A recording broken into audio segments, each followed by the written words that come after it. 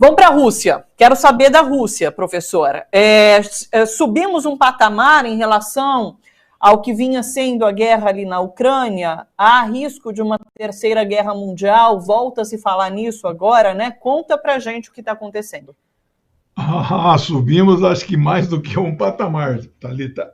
Mudou completamente o caráter da guerra, né? Que ainda hoje é chamada de operações militares especiais. O discurso que o Putin fez hoje, de 15 minutos, está circulando por aí, legendado, evidentemente, nós não dominamos a língua russa. É um discurso impressionante.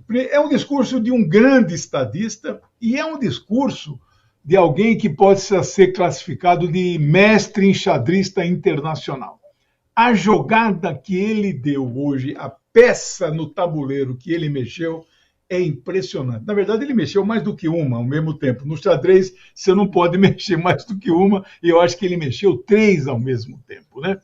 A mexida, aparentemente não tão importante, foi a convocação de reservistas. A Rússia tem 2 milhões de reservistas, ele convocou 300 mil. Os 300 mil, a Rússia tem um exército de 2 milhões espalhado. A Rússia é o maior país da Terra. Ela tem fronteira do Atlântico, do Pacífico, ela tem fronteira com diversos países. Então, nessa frente aí do leste da Ucrânia, onde está tendo o conflito, ele deslocou 200 mil soldados. E ele não pode tirar de outros lugares e mandar para lá, coisa que Hitler fez na Segunda Guerra e acabou perdendo. Ele jogou 4 milhões de soldados lá e desguarneceu a frente oriental, né? Bom, esses 300 mil soldados são jovens que já passaram pelas Forças Armadas há pouco tempo, têm grande noção de manuseio de armamentos e prática, então são quase que jovens que como se estivessem na ativa. E eles vão, então, para esta frente lá na Ucrânia. Então, essa é a movimentação de peça, vamos dizer, a menor, a menos problemática. A segunda, que é a grande movimentação, aí ele deu um cheque na rainha, né? Ele autorizou, não é o melhor termo, ele diz que apoiará todas as propostas de referendo nas 4 regiões ocupadas, que formam aquela chamada Nova Rússia, né? Que é Zaporizhzhia, Kharkov, Donetsk e Lugansk. São 4 grandes regiões onde tem um alto índice de população russo étnico ou falante de russo. É aquele que não é nascido na Rússia, mas por algum motivo fala russo, né? Ao autorizar isso, ele está... Porque lembra que ele reconheceu as 2 repúblicas populares de Lugansk e Donetsk. Agora, estas repúblicas estão querendo fazer um referendo e querem ser anexadas à Rússia. Eles querem tornar-se russos. Então, qual que é a grande jogada internacional? Ele sabe que um referendo nestas regiões dará um índice igual ao que deu na Crimeia. 95% da população não quer saber da Ucrânia governada por neonazistas, né, como ele falou várias vezes no discurso, né? Bom, ao fazer isso, ele então estará oficialmente anexando 120 mil quilômetros quadrados de território ex-ucraniano que passam a ser russo. Como a guerra não vai terminar, a Ucrânia hoje ataca aquelas regiões que, para a Ucrânia, são territórios ucranianos ocupados por potência estrangeira. Acontece que o status desta região, todas elas, vai mudar, passa a ser território russo. Qualquer ataque a esta região passa a ser ataque ao território russo. Então, criam-se condições técnicas, por assim dizer, para ele decretar, então, uma guerra. Ele não decretou estado de guerra até o momento, ele fala em operações militares especiais. Então, essa é a segunda grande jogada. A terceira, que é, vamos dizer, quase que o checkmate no rei, ele disse que não hesitará em usar todos os recursos disponíveis, aí ele põe um hífen assim e fala... E muitos desses são muito superiores às tropas da OTAN, fecha o hífen, não hesitará um minuto a Rússia em usar estes recursos para defender os seus interesses, os seus territórios e os seus cidadãos. Ou seja, o mundo inteiro interpretou que ele poderá, sim, usar armas táticas porque está vivendo um emparedamento por parte da OTAN / União Europeia / Estados Unidos. Porque não é a Ucrânia que guerreia a Rússia. Hoje de manhã eu vi uma entrevista do ex-embaixador do Brasil na ONU, Rubens Barbosa, que é um homem conservador, tucano, né? Ele disse claramente, ninguém tem dúvida que quem ataca a Rússia não é a Ucrânia. A Ucrânia não poderia fazer isso, não gostaria de fazer, não há perspectiva de paz, porque a Europa não deixa. Não é?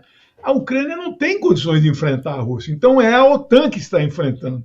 Estes armamentos, que isso é o Rubens falando, os armamentos que chegam na Ucrânia são tão modernos que o que restou do exército ucraniano não sabe operar. E quem então está operando? Oficiais da OTAN já se encontram na Ucrânia usando armamentos para agredir a Rússia.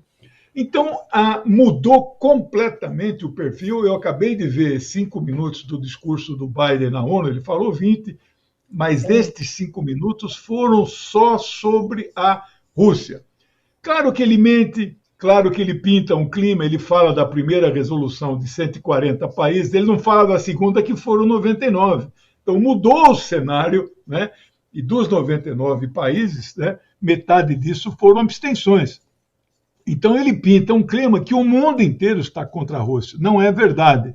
A Rússia hoje sofre isso que é russofobia, e nós vamos presenciar a chinafobia, que já está, então, começando. Ou seja, os Estados Unidos querendo brigar, já estão brigando com as duas maiores potências militares, econômicas e diplomáticas da Terra.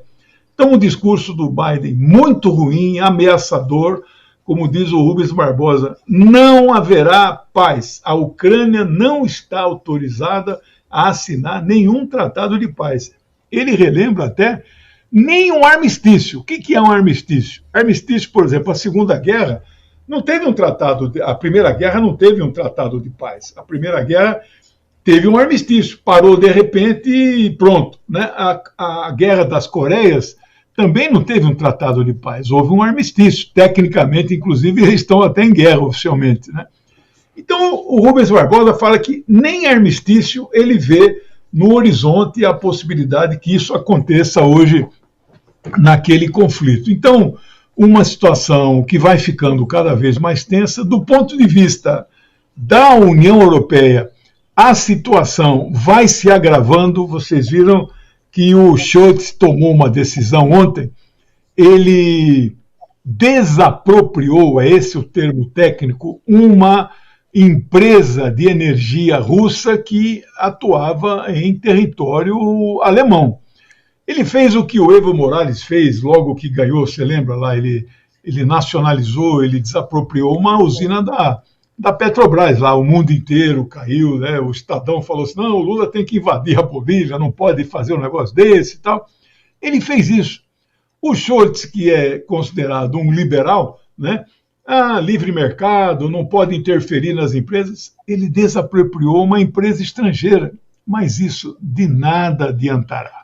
A crise na Europa está posta e a tendência é piorar cada vez mais. O inverno rigoroso já está chegando, os sindicalistas já estão preparando grandes manifestações pelos seus direitos, crescem as manifestações pela saída das tropas da OTAN da União Europeia, e ela vai se dividindo. Agora o Macron, não sei se você viu, ele levantou a ideia para a primeira-ministra da Inglaterra, que a Inglaterra não é membro da União, não é membro da zona do euro, nem da União Europeia, ela saiu de tudo. Né? A zona do euro ela nem entrou, mas ela era da União Europeia, o Brexit tirou. A Liz Truss, né, que é conservadora. Aí o Macron levantou a ideia de criar uma comunidade política especial da Europa. Né? Uma coisa paralela à União Europeia, e ela disse que vai estudar com carinho essa possibilidade. O que é isso? Isso pode ser a concretização do que nós vimos falando, que há uma divisão na Europa, ainda que o discurso do Macron e do discurso do Scholz sejam discursos muito belicistas de enfrentamento da Rússia, eles estão percebendo que as coisas não estão indo bem. E essa semana vi um vídeo de uma pessoa falando um português compreensível, mas alemão. Ele mostrando a conta de luz de uma rede de padarias, de 7 padarias, cuja conta de luz das 7 padarias, né, era 100 mil euros, agora pulou para 1 milhão de euros. Como é que uma empresa pode dar um salto de 10 vezes na sua conta? Ela vai fechar essa rede de padarias. Então, a situação é cada vez pior. E o que a União Europeia propõe? Vão fazer novas rodadas de sanções contra a Rússia. Eu não sei o que mais eles podem fazer. Já fizeram 11 mil sanções. A Rússia é disparado o país mais sancionado do planeta. Muito longe disso deve estar o Irã com 3 mil. A Rússia tem o quádruplo de sanções que o Irã tem. Então, uma situação delicada, não vejo uma saída possível neste momento, enquanto prevalecer uma visão guerreira dentro da União Europeia e autorizada e estimulada pelo chefe do imperialismo, que é o presidente Joe Biden, né? É preciso dizer, sim, eu sei que o assunto não é a Ásia lá, a China especificamente, mas não sei se você sabe, o Biden declarou guerra para a China 3 vezes já. Mas não é uma declaração direta. Ele diz assim, se a China tomar qualquer providência com relação a Taiwan, ou seja, recuperar o que é seu, né, eles falam invadir, os Estados Unidos não hesitarão de ir à guerra para defender Taiwan. Ou seja, então ele já declarou guerra para a China. Ele sabe que mais dia menos dia Taiwan será recuperado pela China. Então declara guerra à China, declara guerra à Rússia. Então ele está levando o mundo para isso que você falou na abertura. Eu hoje cada vez mais sinto que é propícia as condições de uma guerra, pelo menos na Europa Oriental, isso está prestes a acontecer. Que preocupante esse cenário, né? Porque, de fato, o que a gente vê ali na Ucrânia é a continuação do conflito e agora com um risco cada vez maior da Rússia revidar de uma forma mais violenta, né?